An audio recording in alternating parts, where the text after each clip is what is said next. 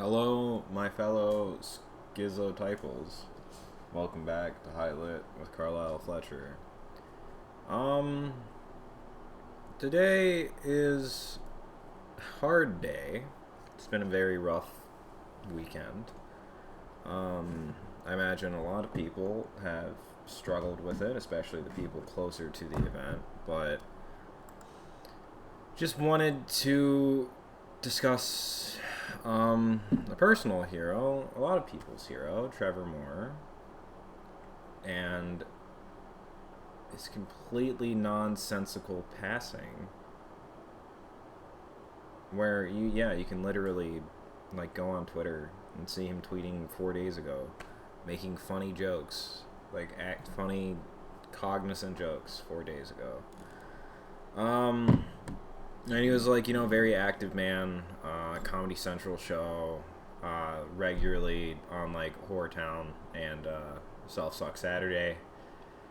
Patreon, working on a movie, like incredibly productive man, incredibly influential man. Did a lot for me. I think he did a lot for a lot of people when he it's just his brand of comedy is something that is approachable, where it is nothing's off topic and nothing is too beyond the pale, basically. Yet at the same time, everybody's still comfortable. It's like he is a guy who included everybody, and it felt like that he could win over everybody. Yet he still discussed things that people, might not, that are kind of hard to tell jokes about, and I think that he really did succeed in that. And of course, it's from The Whitest Kids You Know. A lot of people know him as the Whitest Kids You Know guy. But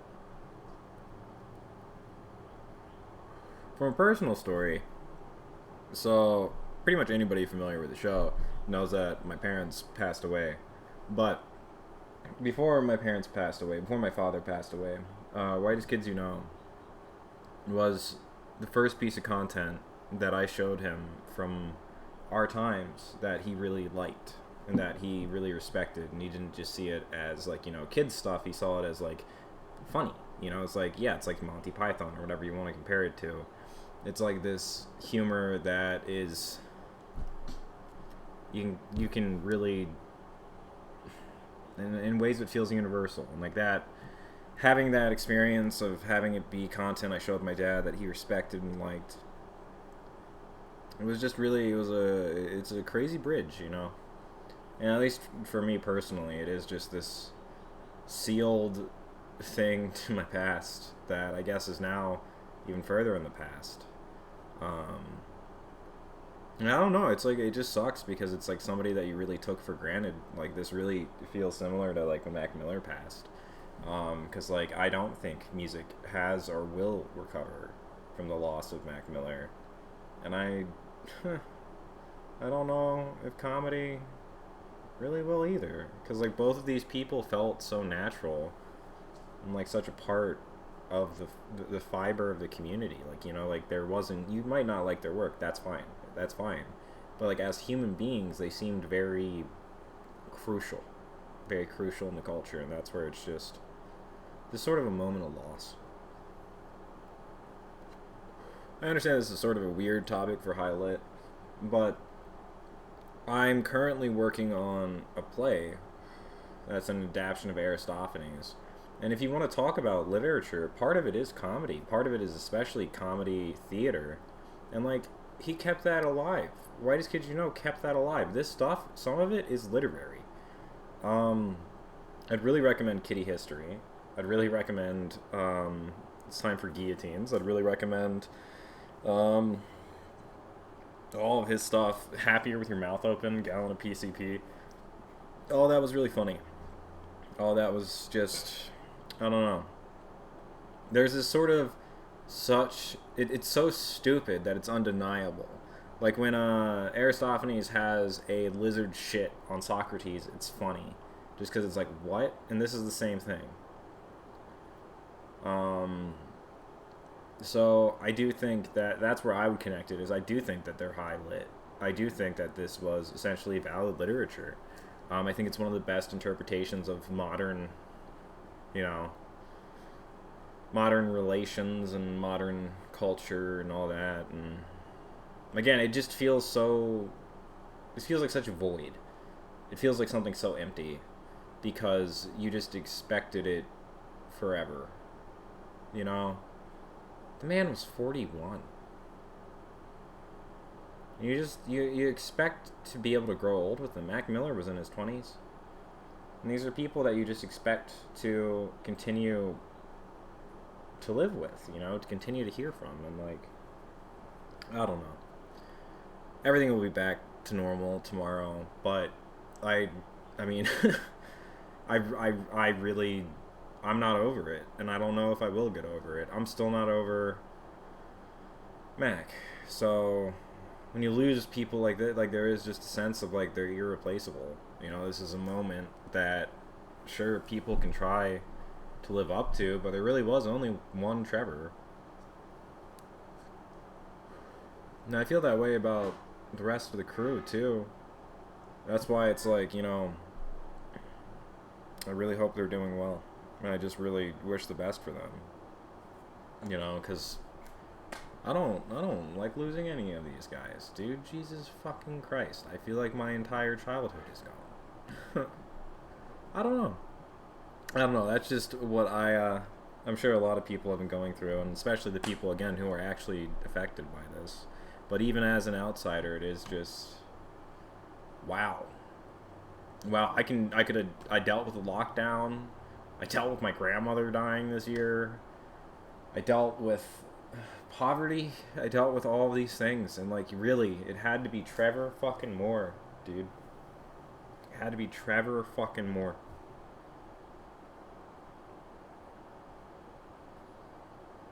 I don't know, part of me just wants to work as hard as I can to possibly fill the void of, like, I mean, I guess that's what he would have wanted. I don't know. He didn't fucking know me.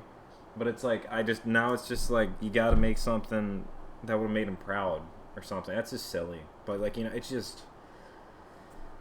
fuck, dude. Fuck. Yeah. But, I don't know.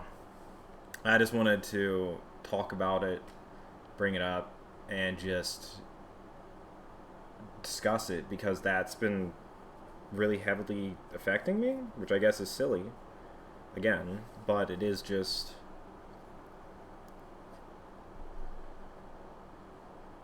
like, he had range, man. That's not it. It's not even about it was everything. I mean, even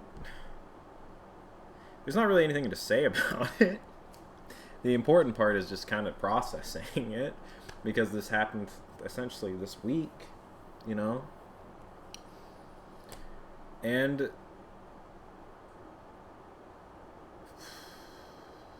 I mean, the one bright side, okay, there's two bright sides I can say.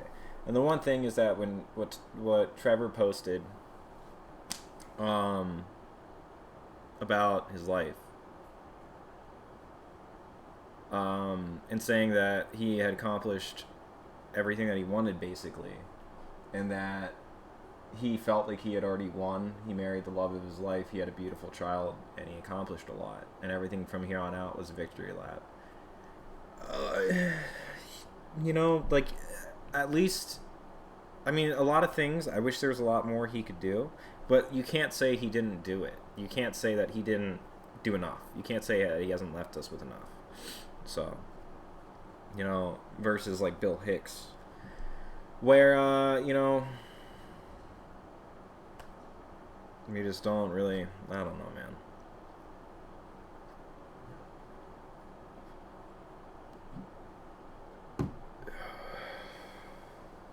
But those are the two silver linings, is that he was incredibly prolific. This is one of the hardest working men in comedy. And, you know, he was happy. He was an incredibly happy person. And that's the only positives I can see about this. I'm also going to just admit I cried. When I first heard it, I couldn't really help it. But, yeah. mostly feel like I have accepted that life just fucking sucks, you know? And yeah, that's mostly you just do that and you move on. Stuff I wanted to talk about. This was recently October of 2020.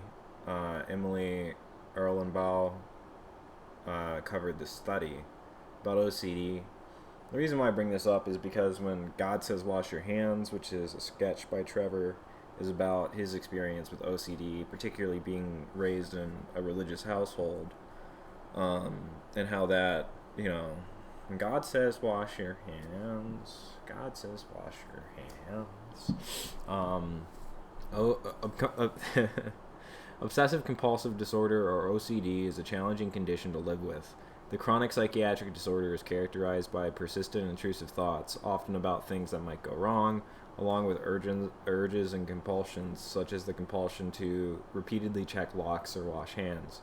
Add to these challenges, those with OCD tend to experience heightened levels of anxiety.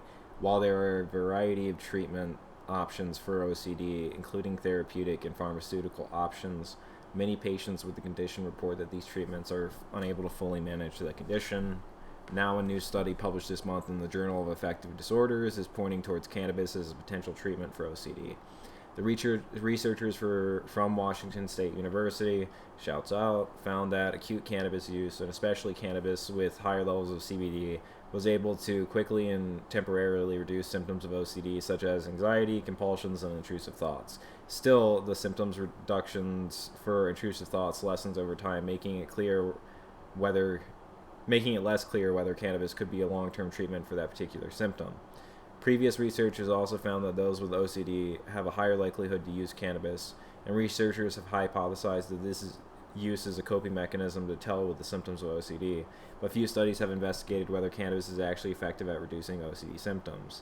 Those that have investigated the cannabis-OCD connection have brought back mixed results. A recently published placebo-controlled study found that cannabis did offer symptom relief, but not relief that was significantly larger than that found for the placebo group.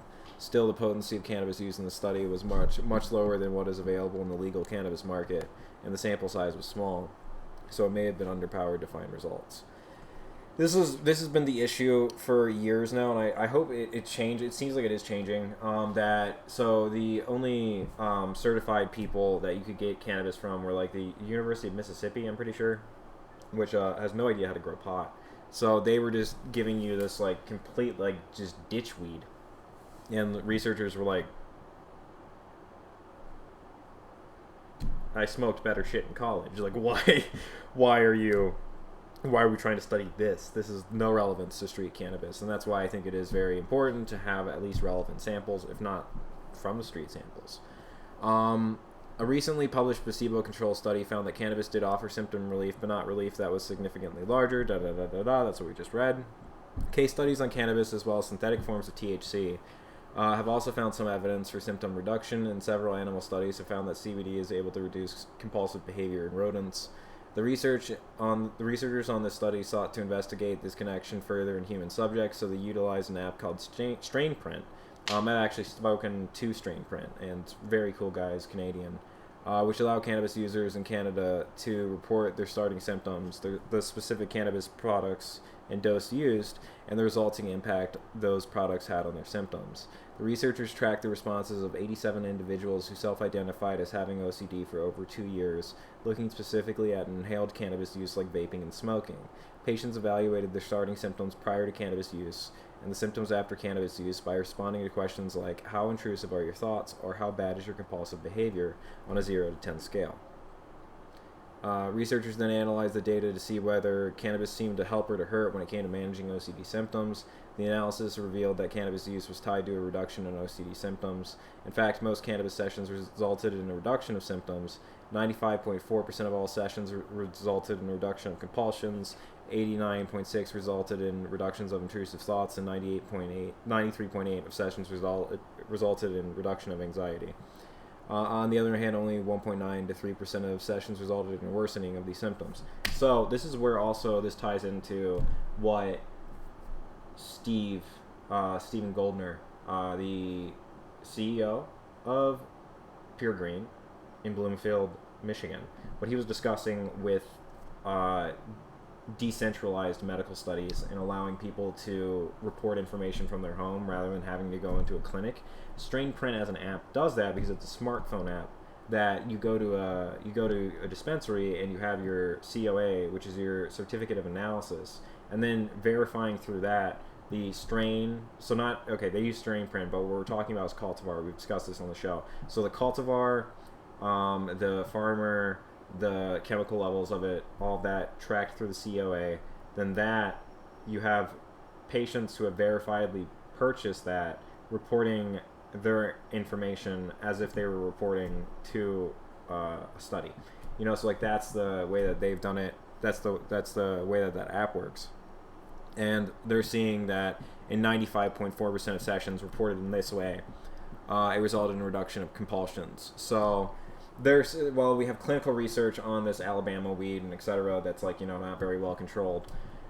You're seeing nothing. Meanwhile, it's like when you're actually when you're asking actual users who are using in the environment which they use with verifiable product, you are seeing positive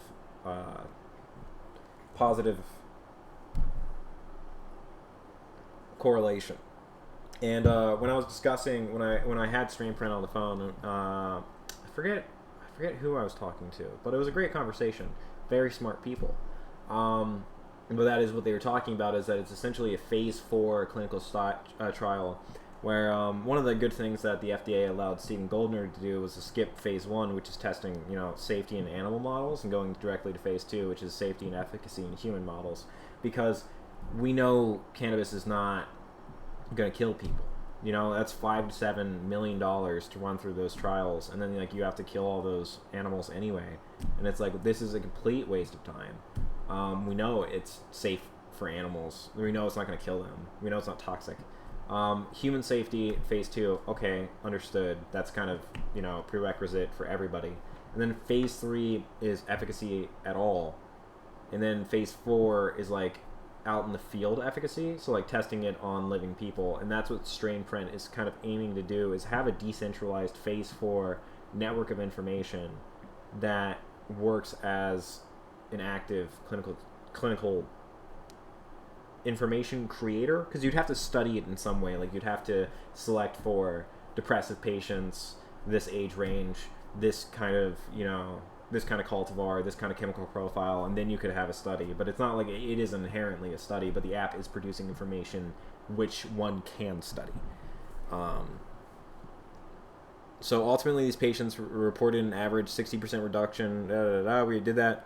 So interesting, researchers also had access to the CBD and THC levels in the products used. So that's what I'm talking about, the chemical profiles. Calculating this into their analysis, they found that those who used high CBD products reported larger reductions in compulsive symptoms than those using higher THC options. And there is a consistent profile of CBD being better for psychoactive conditions. What was the word that they used? It was not adapt. It was emotional, affective, or something. Affective disorders.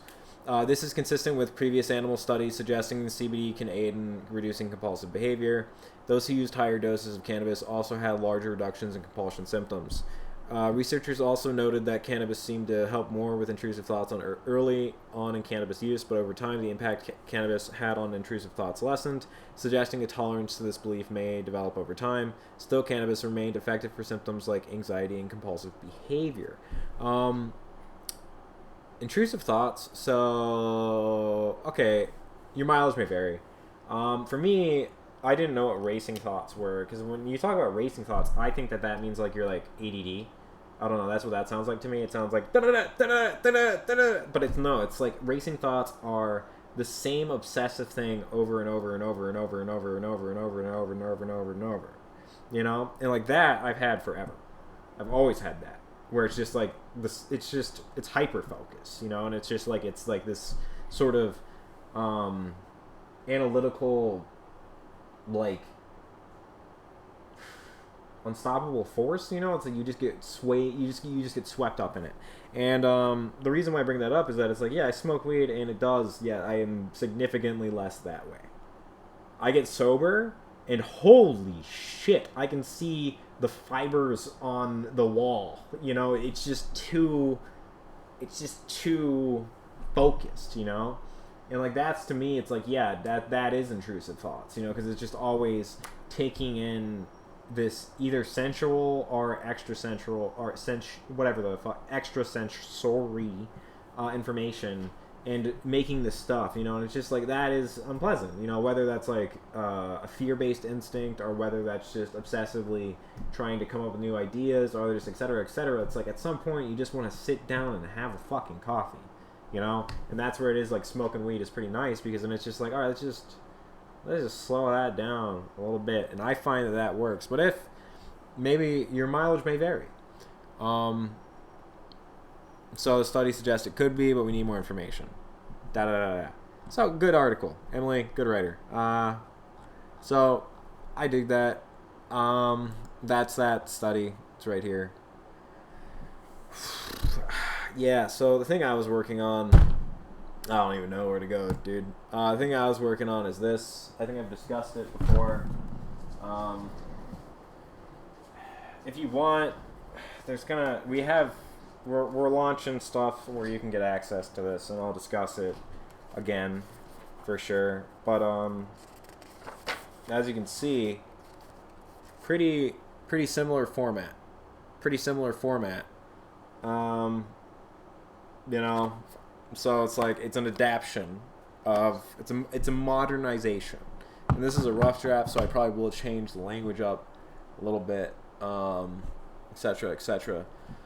But you got Benjamin Franklin and Xander, which is the playoff of Dionysius and Xanthias, who is his slave. So Xander the slave starts with, "Hey master, how about some of that usual shit that always scores a laugh from the audience?" And then Franklin says, "Why sure, my boy, whatever you do except them pinching a tent. Watch out for that one. By now it only gets people sick." Xander, "Then something cosmopolitan?" Franklin, "Except for a switch from my wife's boyfriend." Xander, "Well, how about that really funny one?" Franklin, "Sure, what have you? Only people, not the one where..." Xander, "Where you mean?" Franklin, "Where you bitch about the duffel bag and say your asshole's about to split." Xander, "I can't even say I'm so loaded that if I don't get help, my bottom will blast off me to some musky space colony." Fuck my life. And just to, like, yeah, like a lot of these jokes are literal adaptations where it's like that dialogue is the same pacing, but it's just modernized, like, you know, like a musky space colony. Originally that was, "I got a load on such on me that if somebody doesn't relieve me, my butt will rot." So I just, you know, changing that, just updating a little bit of the jokes here. So and then Franklin says, "For the love of God, just let me know so I can puke," which is also implied in the original. But then Xander's like, "So then why'd you drag me along to hump all this baggage for your dumb ass if I can't do any of the stuff that Hassan Piker is always doing?" Maddow and Lemon too. People hump baggage in every one of their monologues. Gutfield. We can. Okay. I'll give you Gutfield.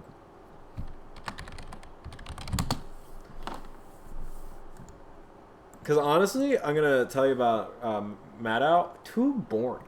I think she's too boring to be funny.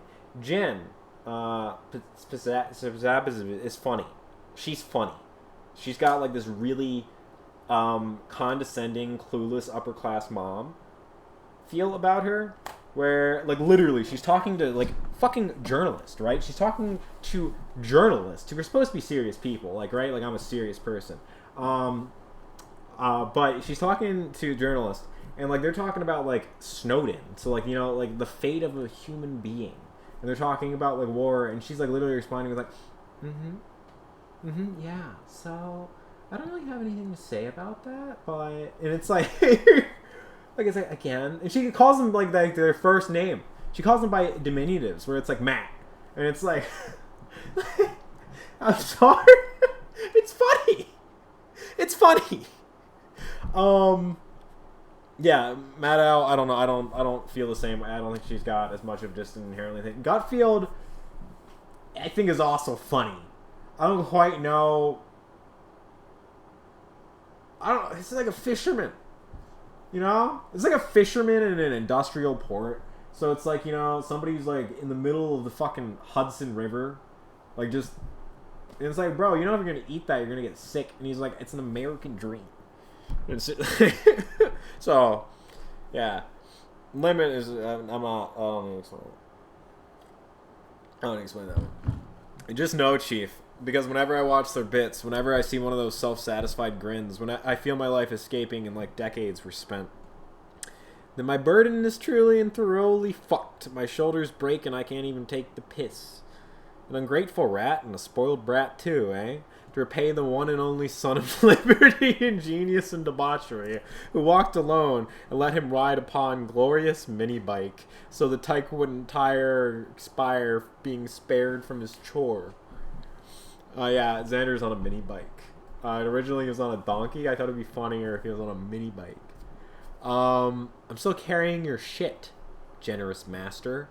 How can you carry while being carried? I'm carrying your shit, not myself. Oh, do explain how. Excruciatingly, as if I might die. Isn't it the mini bike that carries it? Not what's over my shoulder, only what's on the seat. But how can you carry that if you are on the seat and the bike carries you? But my shoulders need a rub from my wife's boyfriend's strong hands. Okay, since the bike isn't helping you, then why do you carry it? It only seems fair that if it's not a benefit, then it would be the same to walk with it. Fuck my life. Why didn't I surf in Afghanistan? Then I'd tell you to go hell and leave my empire alone. Get off the bike, you twink. We have arrived at the first stop of my trip. Boy, I say boy. Now who is that banging on the door? He's like some octal fucking a car. Whatever. Who the fuck are you supposed to be, Twiggy? Boy! Huh? See that? What? How that patriot hero pissed himself? Also, Babe Lincoln. Babe Lincoln is our Hercules. He's like Babe Ruth in Lincoln. Because I think people are too illiterate to give a fuck about our heroes, so you just put them together. Yeah, pissed himself laughing at your cut, psycho. I swear to God, this has to be the funniest shit. I'm getting sick of you like this. Quit it. I'm sick you're getting off like this. Quit it. Come here, I'd like to set something straight with you. I'm screaming, I'm dead, I can't, but what the fuck? Are you in a top hat over them white frills? What? Who? Why a baseball bat with high heels? Where the fuck do you shop? Autistic Amazon? Serving topside with Adams. And did you serve? Yeah, I also sang some Brits, maybe 12, 15 of them. I swear on the cross Christ was hung on, and then God left. Anyways, I was up on the deck reading them Reds. I was up on the deck fighting them Reds, reading Cat on a Hot Tin Roof in my free time. And a sudden longing struck my heart, unimaginably demanding. A longing. How long? Modest, the size of Shaq. For a baddie with a tight little pussy? No. For a boy with a tight little ass. I took that line. That is in the original Greek. This is how people used to talk. You think we're offensive? You think Americans are low class? Bro, we're a Puritan country. And yeah, we might be becoming more degenerate, but we're not anywhere near the fucking founders of that shit. Not even a temptation there. So you want yourself a man. Oh, yes, daddy. So you finally made it with Adams then. Congratulations. Don't tease me, Rushmorevian. I don't know how you'd say that, but it's Rushmoreian. I've truly lost my love. That's how corroded I am from the desire. What kind of passion, brother man? Hard to explain, but I'll try to paint a picture. Have you ever had a sudden craving for a kebab dripping with grease? Yes, of course. I love traditional English cuisine. Do you get me, or should I try again? No problem with kebabs. I see your point. Well, that's kind of the craving that is eating me, for Tennessee Williams. You mean the fucking dead guy? I mean, rigor mortis and all. And nothing and no one can convince me not to follow him. To go down to hell? Well, I'll go down further than that if need be. What is it you want? I need a talented poet, for we all live in a house on fire. No fire department to call. No way out. Just the upstairs window to look out of while the fire burns the house down with us trapped, locked in it. Is it really so bad? What about David Foster Wallace? He's in hell too. Alright, The Eggers guy? I see your point. But if you're set on resurrecting someone, why not Hemingway instead of Williams? I'd rather see Eggers compete with Williams. Give them both a fair fight. Besides, Williams is a treacherous figure. He would probably help me trick the devil himself. Where is Hollaback? No, he's a living Frenchman. And is Fitzgerald a dead American? A pillar of classic American literature? Yup. Huh. So much the worse for me and every other patriot to have ever lived. What now, poor dear? The joy in God's chosen. What about Franzen? I hope he joins me in hell. And Beckett? Wait, shit. Do I fucking exist to y'all? Is this some sort of fucking joke? I can't feel my bones, you stupid boobs. But aren't there many talented pens and throat babbling about, page after page, script after script, monkeys as at a keyboard, out-competing that southern gentleman by miles? All of those are frauds and imitation, empty wind. A choir of cocksuckers, destroyers of the tradition, Jezebels, Germans who maybe get a skill and forget it after a single piss upon the trait. And if you look for talent, nothing. We live among graves. The fuck talent mean? Talent as in one who's daring, who can give voice to something suppressed, frothing in our undies and pits, like both of us married into society, Big Daddy, our football friends forever, our men whose tongues make vows that will never be writ against the clit of a forsaken wife. You into that shit? I lap it up like Joyce did from a fresh asshole. Well, it's pure manure, as we've agreed. You just get a whiff of mendacity, Big Daddy? It's obviously trash. Oh, stick to freeing the blacks! You lumber boy! Shortstop! I'm sorry. Is that okay? Is this joke offensive?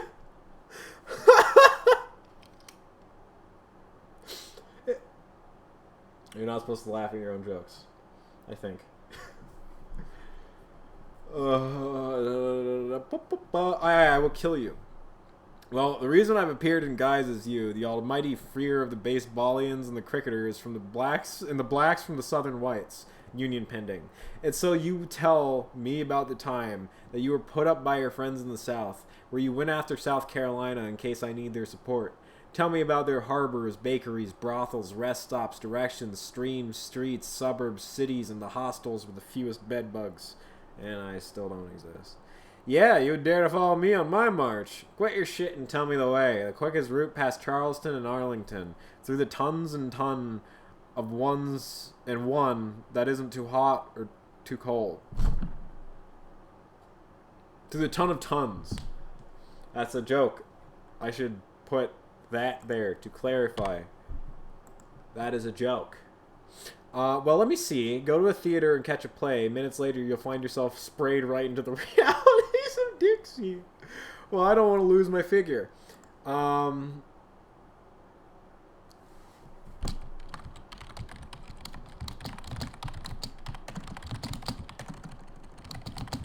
What was that sketch about? There was that one Whitest Kids You Know sketch. So we got the Whitest Kids You Know Lincoln sketch script.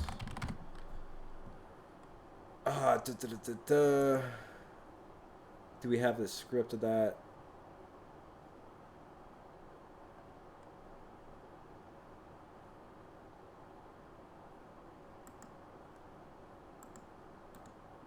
Fuck. Okay. We're looking for a line to quote. So.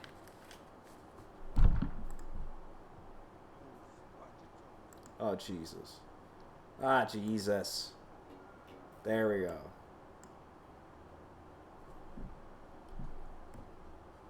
The Ford Theater Company presents... Ah.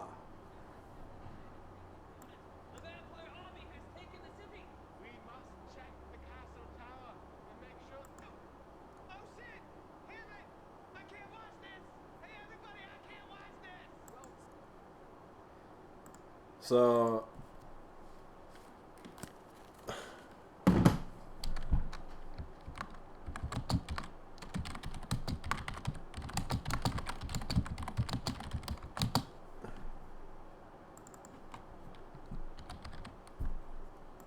Well, I don't want to lose my egg. You could hang yourself. Might be more effective. Or rape away and get hanged anyways. You mean execution? Yup. Too antiquated and embarrassing. I couldn't. It's too stiff to travel. Jump off a mountain. Not much for exercise. This is America. Walking is for queers. Anyways, stroll to the Guardian building. And then, get to the roof and make sure there's an ample crowd. And then, once they announce an event, as soon as it kicks off, holler as loud...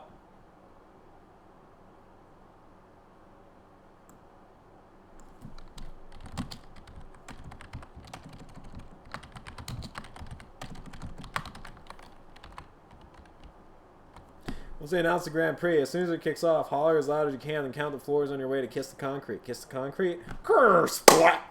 But I'd be wasting this face and brain, and that's simply too high a price. So I think here we're going to do figure. It's figure and brain, that's simply too high. Oh no, face is there. Egg.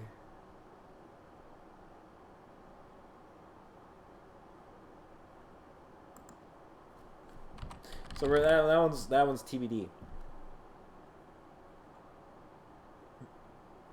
So what's your way forward? The same way you went. 407 Grand Slams ago, I made the legacy of our fathers and brothers and broadened all sportsmen together, expelling the racists from America and forever sanctifying our soil with the blood of filthy southern inbreds. To enter in, you must pass over the bottomless gore river of Ulysses. Ye old Mississippi's. I don't think I spelled that right. Does it have two eyes at the end? I don't fucking know. That's like goddamn... That's like Merlin's fucking realm or something. I don't understand the South. Then how can I cross? An ancient mariner will ferry you across. In a canoe no bigger than a Civic for a fare of $12,888 per year. Amazing, the power $12,888 per year has everywhere adjusted for the in-state tuition cost statistics. How did they get that down there? Leary brought them. And then after that, you'll see an infinity of demons and gobbledygools and aliens and colors, man. All rad shit. They're all rad and shit will be super scary for sure. Don't threaten me with a good time, Big Daddy. And then you'll see a pathetic expanse of swampy mud and flowing rivers of shit. Deep within that bosom is every sort of sinner, everyone who wronged a stranger, or stole back the gifts they gave their boy they were fucking. That is literally another line directly from the fucking Aristophanes. Or struck their mother, or stole from their father right in the mouth, or who went back against the picking promise, or had someone copy out a speech from Hamilton. Here we should add anyone who learned how to dance on TikTok. Next, the breath of flowers will surrounded you. Surrounded you, and the sun will cut through down into hell. Just like here, in Myrtle Beach, and Happy Dave Matthew bands of men and women with a great clapping of hands. And then we're gonna have Xander there say poo poo poo poo because of the poo thing with Dave Matthew. Chicago. Poo, Chicago, poo. Yep. The Satanist. Whom are these people? The Satanist. And I'm the damn donkey carrying the whole plot, but thanks for a lot for nothing. Now it's my turn to stop. We're going to tan that to bike. Is it? And I'm the damn dyke. No. Oof. Oh, that was unintentional. I'm the damn bike. I'm the damn mini bike. I'm the damn bike. I'm the damn mini bike carrying the whole plot. And I'm the damn bike carrying the whole plot. I'm the damn mini bike carrying the whole plot. Yeah, that sounds better. They will tell you all you need to know. They live along the path that you will tread, right by the very gates of Jefferson's Palace. So toodaloo, my Yankee kin. Lincoln goes inside. And toodles to you as too. As for you, boy, pick up them bags again. I haven't put them down. Hurry up. I won't. Instead, find someone the fuck else, someone headed to hell, who is at least traveling in the same direction. And if I can't find one, then I'll help. Okay. So originally this was Corpse. I think... Okay, so we're going to flip a coin. And we're going to end it here. And if we flip a coin, I'm changing this character. Heads. Alright, if it's heads, we're open to changing. No, it's tails. It's keeping it as because of the pun on corpse. Well, this is funny. So it's the pallbearers. So it's like the people that come in with the corpse on a bier or whatever the fuck. And then Franklin says, "Good thinking. Opa, here's a corpse. They're bearing off right now. You there, dead fella. Yeah, buddy, you want to carry some baggage into the depths of hell? How many? Slap, slap, slap, slap, slap. These here. Ha! Skitty! Will you pay me $2 billion for your future blood? Ha! Slap, slap, slap, slap, slap.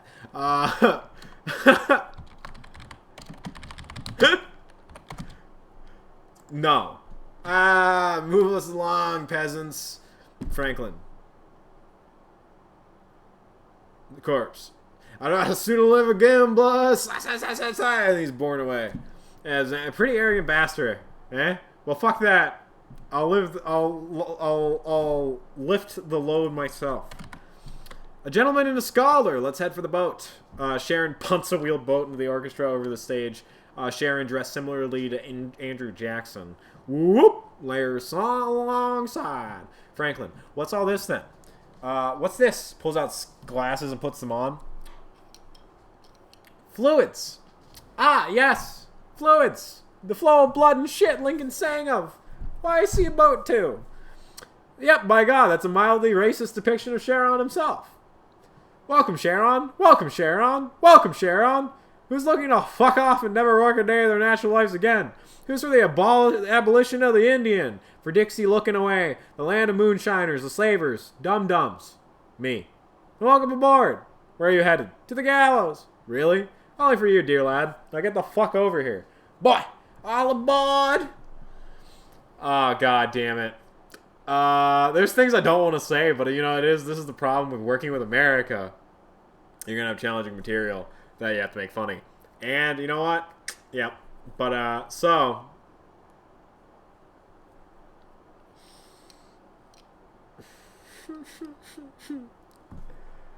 Anyways, we gotta show the thing that we did. Which, out of a loss, out of a complete loss for what the fuck to do, to possibly ever cope. Possibly ever cope. I don't know if there is actually a possibility of ever coping. Because again, like literally, what it just feels like it feels like the future was stolen. It feels like years were stolen. It feels like it's like there isn't a monetary value. There isn't close to a monetary value from what was lost. Because it's not about like, oh my god, there's like potential content and all that. It's like so deeply valuable to have somebody who is a pillar of light, somebody who Blair described as a titan of content, and like having somebody like that is invaluable. It's invaluable, and I do think that the world got a little bit sadder. It got a little bit sadder.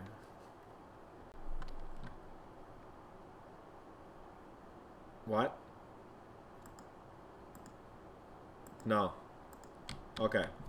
So, I just wanted to, we're back in the Minecraft world. I wanted to show you the newest edition that we got going on.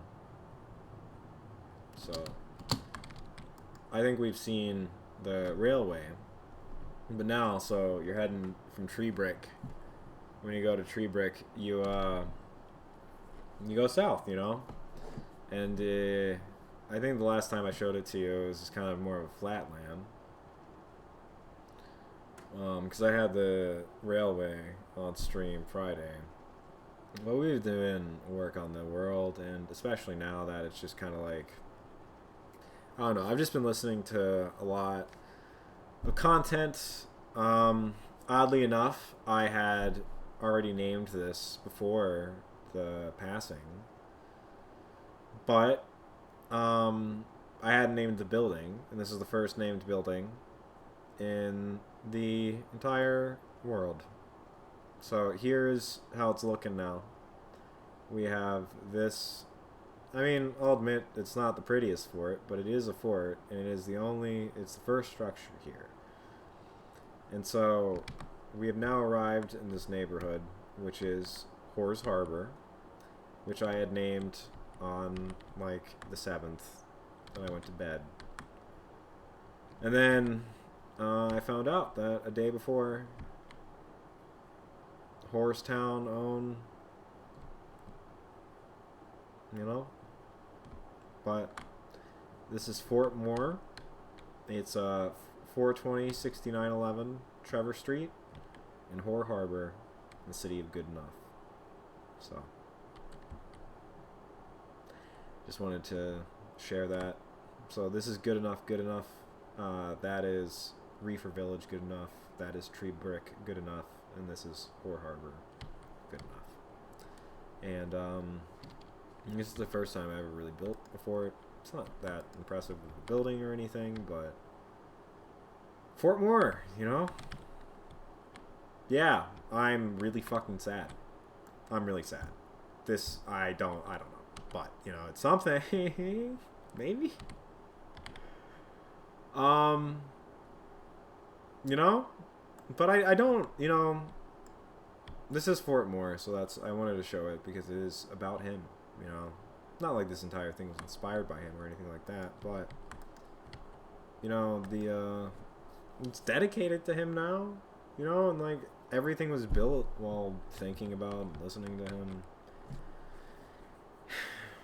But I don't think, you know, he wasn't really a sad guy. He wasn't a defeatist. I mean, unfortunately, he'd be probably the guy to make some jokes and think of some funny shit, even about his own death, which is like, I don't really want to look for the funny part. To me, it doesn't really seem too funny. And I'm a big fan of Trevor Moore, so, you know, it's not like I don't find dark things funny, but I don't find not having Trevor Moore funny. So, I don't know. There's not really a point.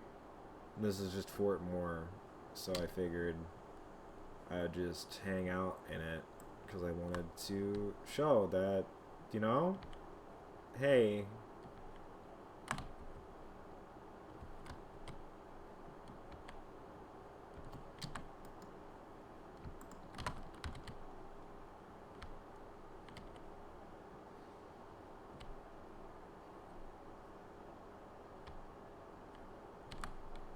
oh, fuck you. Trevor also liked Minecraft.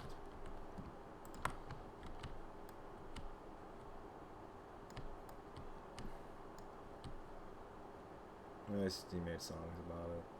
I don't know, man. I'm trying to think. Where's like the most respectful? I think kind of there. I think we just.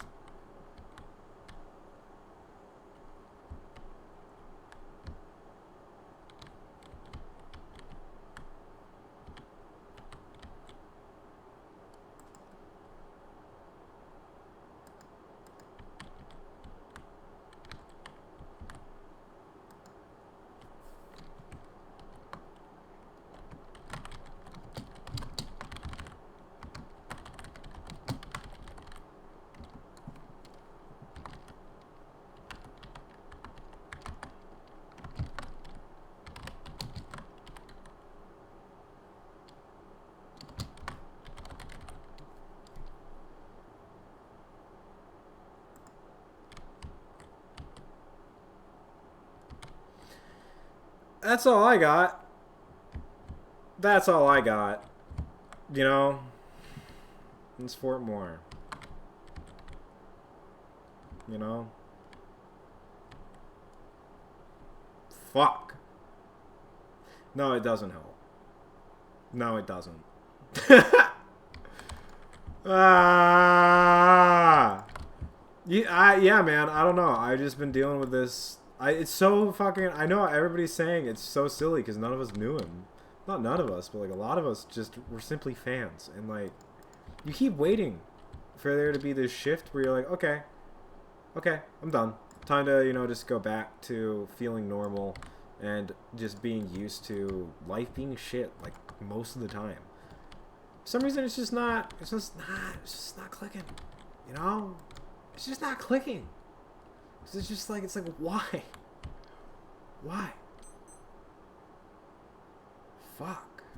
And I consider myself like a pretty, I don't know, I'm doing this on the show right now, which I probably shouldn't be. But again, I feel like I've given it a fair amount of time to develop into something else.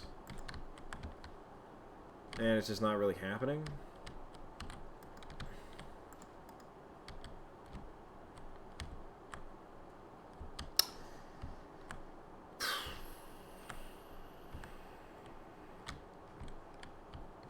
Oh.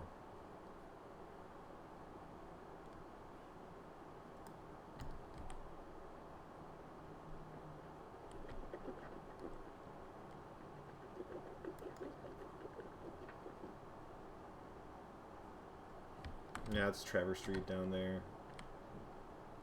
I guess we could do this as WKUK Street. Just, you know, building out the region, building out the infrastructure, trying not to sound like a major depressive, but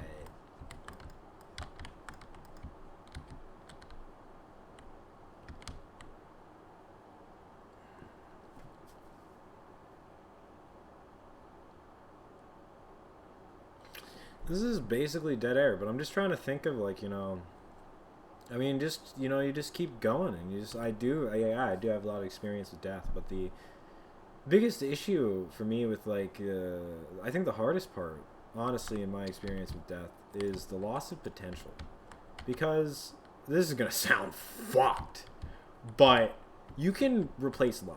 And I don't mean that in terms of you can replace a love. I mean that in terms of if you lose a grandparent, or if you lose, you know, like, you know, a dog, ultimately it's like, yeah, these things are irreplaceable and it's incredibly sad. But you're probably going to love somebody else in your life, you know? You know, you're probably going to be able to re-experience love again.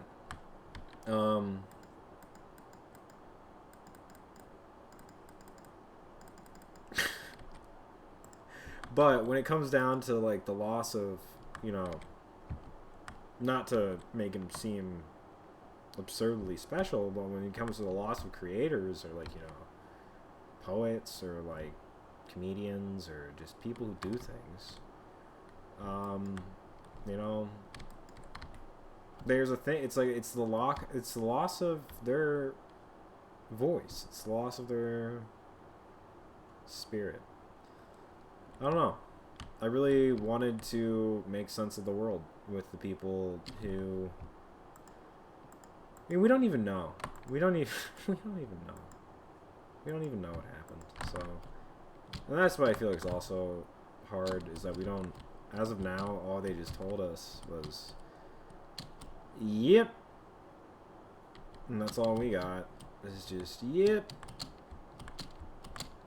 So, I don't know. I promise you I'm sticking around for a while. I mean, I don't know if I can promise that. But, you know, I'm here. I want to try my best. I hope everybody does. I mean, the thing that also just really fucking guts me about it is, like, it seems like he's one of those guys who tried to help everybody win. Like, he really was the voice of a smaller people against the larger people. You know, it's like he had this stuff going on where it's like he understood human beings. He understood the average person, and he understood what it was like to just think things. And, like, you know, it's like a lot of their humor was just observational, and it was just a good read on human beings. And that's where I'm really having a hard time, is that it's like, it was such a voice of reason, and it was such, like, a helpful thing to have around. And I'm ranting, but, like, I don't really know what else you do in this situation.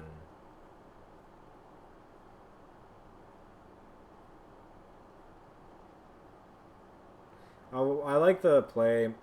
This week we're gonna do writing week. I guess. I guess we are gonna seriously do that. Um, and then next week we got. I want to do painting again. And I think we're gonna start doing themes, weekly themes. We've launched the Patreon. That should be coming up soon. I'm working on the OnlyFans. You know, I think it'd be funny. Unfortunately, it's difficile. I figured let's just get an achievement. You know, let's just get an achievement together. Fucking god damn it. Ba ba ba ba ba ba.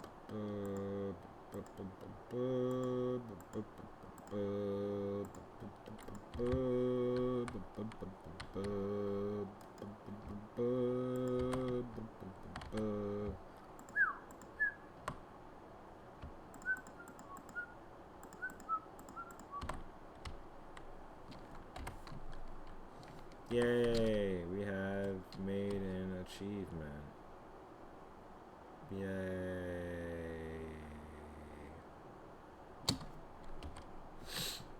Fuck. I don't even know if that's funny. I don't even know if it's funny to just be angry. It's not funny to be angry. It's not funny to do anything right now, man. I don't fucking know. I don't fucking know. I'm going back to 4 more. Yeah, you bet your ass if I, you know, now every time I'm writing a character, now every time if I own a property, if I build something, like in real life, it's going to be named after Trevor. Trevor's a great name, you know, so definitely a great name for characters in the future.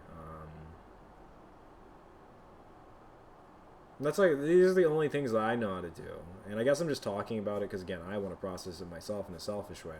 But again, if, you know, anybody else is also very touched and influenced by this person, like, I do think that it's an important conversation to just have. Is like, fuck, man, you know, I think it's better to discuss it and realize that it's like, this is going to be difficult and we're going to get through it because we have to. That's ultimately the reality of human suffering, is that you have to get through it because there's not any other option, you know. You can't avoid things. Man, I'm so fucking sad.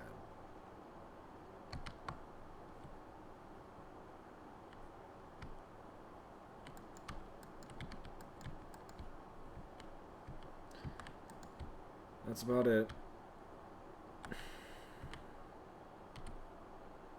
Oh, Jesus Christ.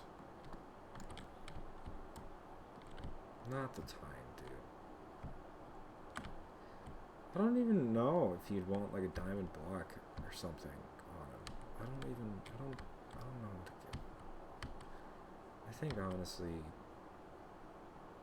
be happy with that. I don't know. Whatever. This is the, like, I want to kill myself depression chamber. This is where you go, where you're just like, I just want to go. Just put me in the pit. Just put me in the pit. I don't care.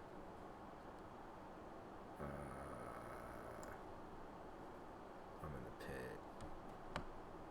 But the pit can't even make you feel better. Nothing can make you feel better. Maybe Williams Boney's music will... Hey, Jack, fucking be okay. Holy shit, dude.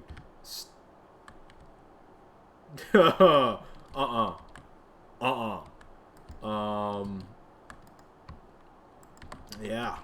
Anyways, thanks for tuning in to High Lit. I appreciate it. I hope that you enjoyed this episode fine, and I hope it went fine, and I hope you're doing well. Tomorrow we'll have a much more normal episode.